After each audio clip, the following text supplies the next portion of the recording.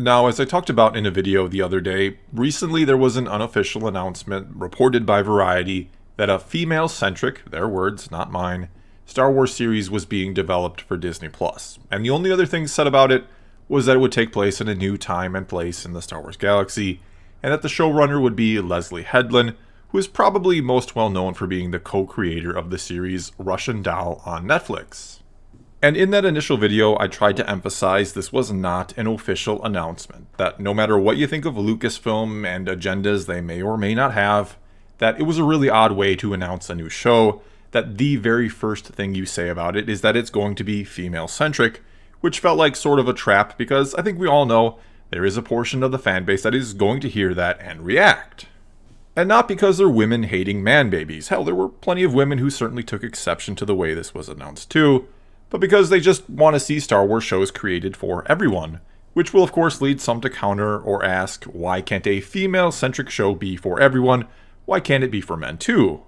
Well, it certainly can be, and there are plenty of female-centric shows and movies out there that men absolutely love. All I'm saying here is, considering how this has been a rather hot topic in the Star Wars community, it's a little strange to lead by saying this is female-centric, like that alone should be a top selling point.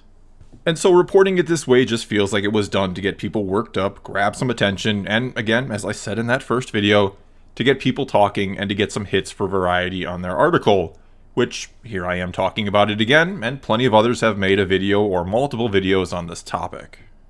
And the funny thing is, when you actually read the article, all it says is Variety has learned from sources, which means absolutely nothing. They don't even bother saying good or reliable sources, which oftentimes they do, or that the sources are within Lucasfilm or someone close to Lucasfilm or someone in the know. They just say sources, which could be anyone from anywhere.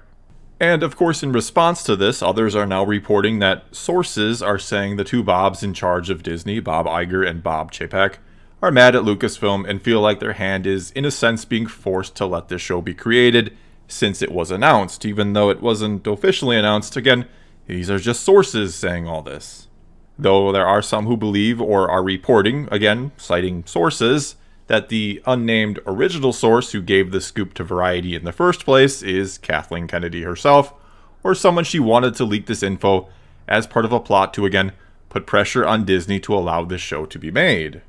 Which honestly sounds like a really bold move and a quick way to get fired normally. But I don't think that'll happen to her. Her contract is up in a year and a half, and I don't think Disney wants the media storm that would swirl around a woman in such a prominent position getting fired, even though, and I'll get more into this in a bit, a case can certainly be made against her keeping her job, especially if, and I stress if, this is somehow true about her leaking this information or seeing to it being leaked as part of a plot to see the show get made, which really sounds like a childish schoolyard tactic to me. But then again, who knows what's really going on here, and not to play into conspiracy theories, and this is unfounded conjecture at best, but I suppose it's possible that behind the scenes, Kennedy has little actual power left, and that she has one last dream project she wants to see put into production, and figured the best way to make it happen is to have this info leaked, so Disney, if they either deny the rumors or say nothing, gets hounded about why exactly aren't you making a female-centric show, to the point where they just relent and allow it to be made. And it should be noted that in the days before this article was posted, Leslie Headland supposedly deleted something like 200 social media posts, on Twitter I believe, which tends to signify she knew such an article was about to come out, which is strange because how did she know the info had leaked? Though I suppose it's also possible, if not likely, that Variety reached out to her for a comment on this, which of course tipped her hand.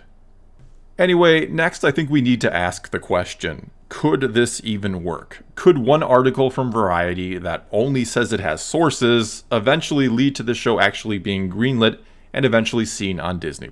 I mean, there have been so many officially announced projects from Lucasfilm in the last few years, and far more rumored, that what's one more added to that list?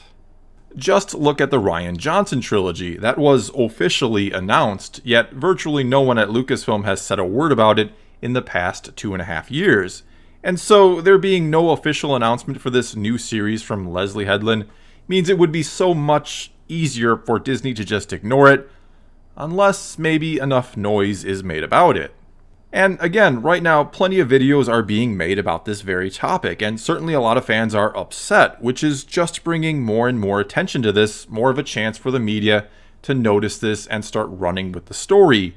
And yeah, I know I'm making a video about it too right now, bringing attention to it. But I'm trying to point out that if, and this is a big if, there is a plot to get this show made, a lot of people are playing right into it. Because the angrier some get about this, the more ammo you're giving someone who wants to see this show get made. The more the media may again pick up and run with this story about, and this is how they'll frame it, a huge backlash against a Star Wars show that's merely rumored to be in the works, and that will be female-centric. I can already see the headlines now. Sexist overreaction to rumored show is exactly why Star Wars needs a female-centric series. And honestly here, I don't really know what to make of this report. It's a really strange time to start producing another Star Wars show when the world is in lockdown and most studios are talking about cancellations and delays. Again, this is an easy rumor for Disney to squash or just sweep under the rug as long as people stop talking about it. And if Kennedy is responsible for this, if it is part of a secret plot, it's just all the more reason for Disney to see her gone when her contract expires next September. Not that they need any more justification given the downward trend Star Wars has seen at the box office. A little over 4 years ago, The Force Awakens made just over $2 billion worldwide.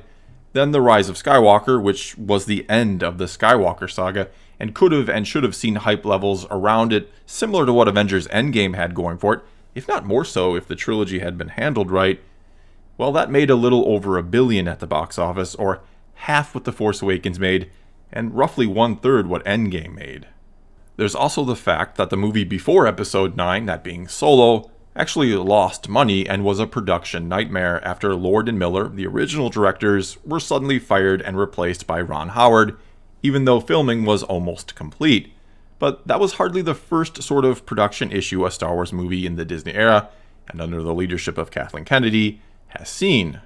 In fact, the only movie not to see any sort of change of writer and or director is the one I think that most people, in hindsight, wish would have seen some sort of change, and that is Rian Johnson's The Last Jedi, because originally Michael Arndt was brought in to write Episode 7, but got replaced by J.J. Abrams. With Rogue One, Gareth Edwards got bumped in production by Tony Gilroy, and Colin Trevorrow was replaced by J.J. Abrams for Episode 9. And let's not forget the fiasco with Benioff and Weiss from Game of Thrones fame, the huge official announcement that was made about them getting a series of Star Wars movies, only to see them leave for Netflix shortly thereafter. Or what about when she said the scripts for Kenobi were written already, only to have to hire a new writer shortly after that. And just in the last few days, we've learned that the Cassian Andor series is seeing a new showrunner brought in, that being Tony Gilroy, who, again, was brought in for Rogue One. And sure, changes and behind-the-scenes issues happen all the time at studios. This is not unique to Lucasfilm, let's be fair. And you can certainly argue that Kennedy is under more of a scrutinizing microscope than most are, especially after The Last Jedi. In fact, I've joked before that a lot of fans likely wouldn't know who the president of Lucasfilm was, if not for that movie. And look, if all these changes had resulted in fantastic films loved by most everyone, that also made a ton of money, no one would care or talk about what had happened behind the scenes, what changes had been made. And if people did talk about them or mention them, they'd likely say she had the foresight to make the tough calls to save a project midstream. She might be hailed as a hero right now if the sequel trilogy had ended up being a masterpiece. But the fact that it didn't, that again, Episode 9 made half of what 7 did, and let's not even get into the declining merchandise sales, that means leadership has to be looked at and held accountable. And if, and once again I stress if, this whole female-centric show is something Kennedy is trying to push through with some clever plan, it reeks of desperation and is yet another straw to pile onto the camel's already broken back that she should be let go. And as I've said before, and I'll say it yet again here, I would be stunned if Kennedy somehow has her contract renewed if she's president of Lucasfilm past next September. This is the perfect time to bring someone new in, because there is a pretty clean break right now between the end of the Skywalker saga, or the George Lucas era of Star Wars, and whatever Disney decides to do with it next. For good or bad, depending on your point of view, let Kennedy forever be associated with the sequel trilogy and this era of Star Wars. Let her be the one that ended the Skywalker saga, and let someone else lead this franchise into the future. And whenever the announcement gets made, you can let her step down and say just that she feels like her work here is finished, that she ended the Skywalker saga, and it's time for someone else to figure out what comes next.